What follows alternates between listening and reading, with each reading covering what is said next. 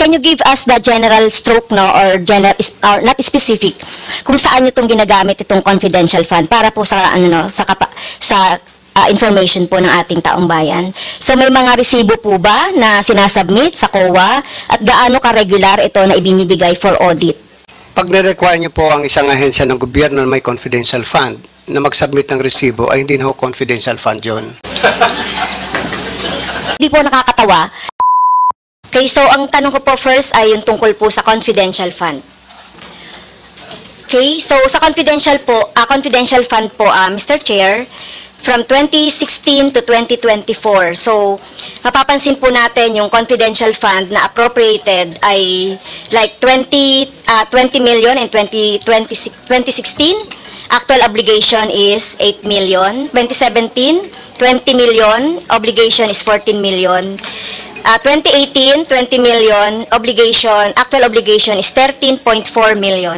2019, 33.7 million, and then yung obligation po is 26.9 million. So, kung babanggitin ko pa po yung iba, no, 2021, confidential fund is 33.7 million, o actual obligation is 13 million.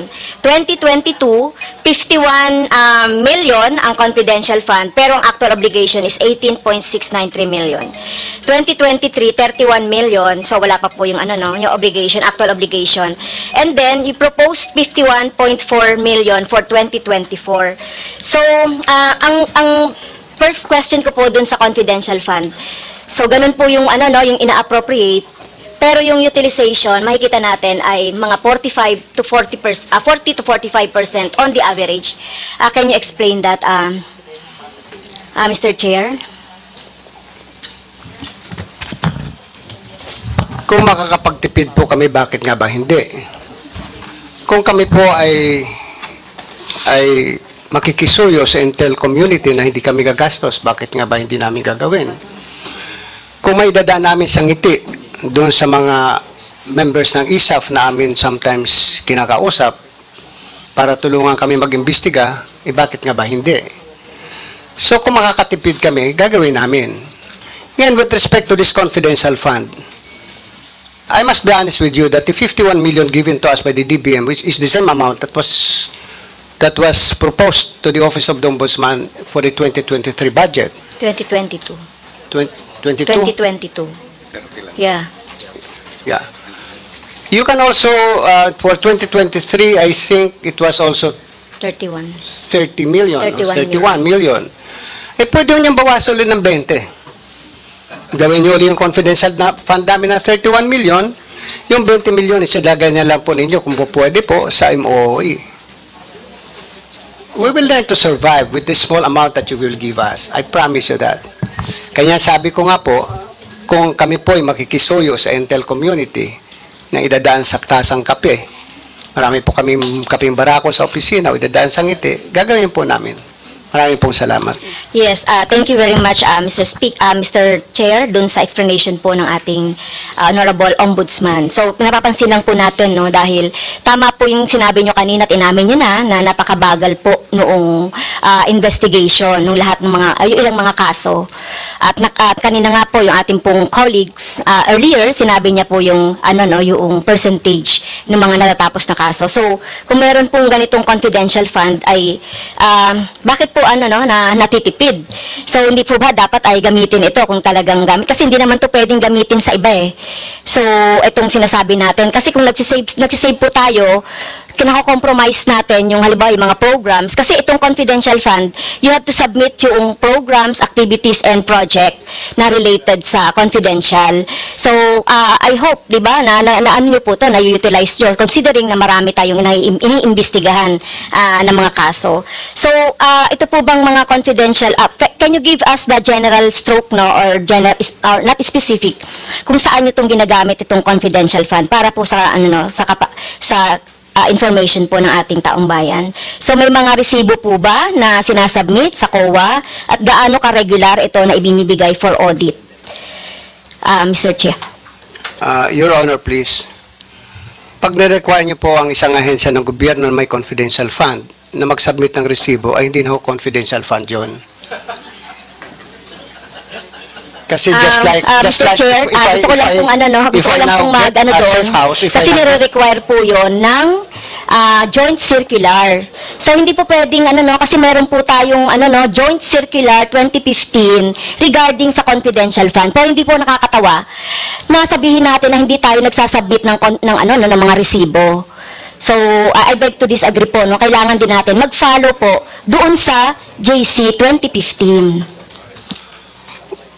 Pagpaunmanhin po ninyo, pero mula po na ako'y maging ombudsman, wala po nagsabi sa akin na mag-submit po kami ng resibo dahil paano ko po re-resibuhan ang isang intelligence officer na sinuyo ko tingnan ang isang bagay o isang kaso.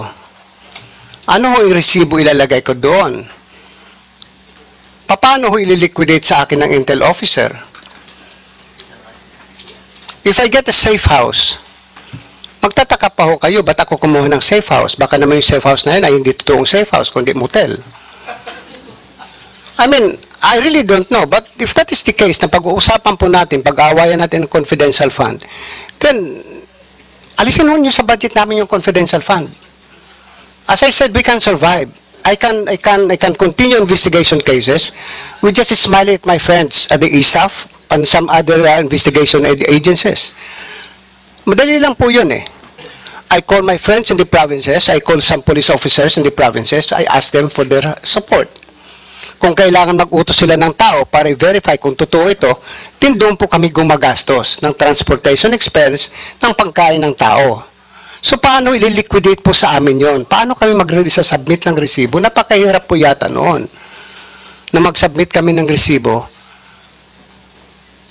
At siguro wala namang papayag din sa amin na intel officer na pag binigyan ko ng 50,000 pesos o i-liquidate mo sa akin, na tuwing sa kanya ng taxi, kung siya ay may, which I did it before, na pinamanmanan ako isang empleyado ng ombudsman, pinasundan ko, abay, siguro mahihirapan yung intel officer na every now and then bibigay sa akin yung mga resibo ng gasolina. At pag niliquidate ko yung resibo ng gasolina na yon as my own expense, baka sabihin ng COA, hindi pwede kasi hindi ka pwede mag-claim ng gasoline expense because you have your transportation allowance.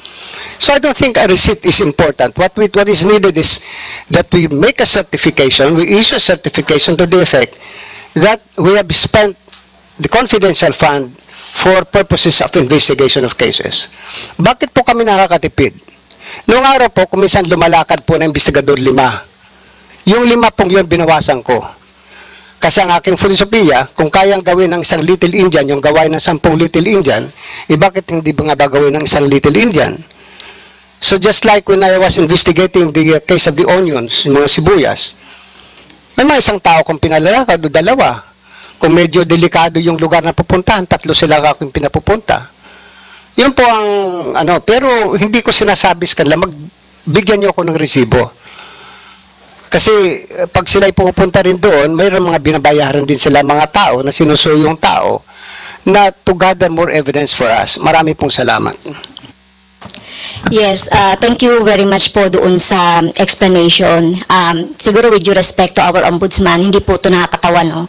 At hindi ito pwedeng sabihin na walang resibo dahil taon-taon po, nakikita natin, tumataas ang confidential fund. So kung ganyan po yung sinasabi ninyo, so baka ma-encourage ang mga lahat ng government offices na gumamit na lang ng confidential fund kung wala naman itong resibo. Kaya nga po meron tayong circular na dapat pong sundan ng ating lahat ng mga agencies.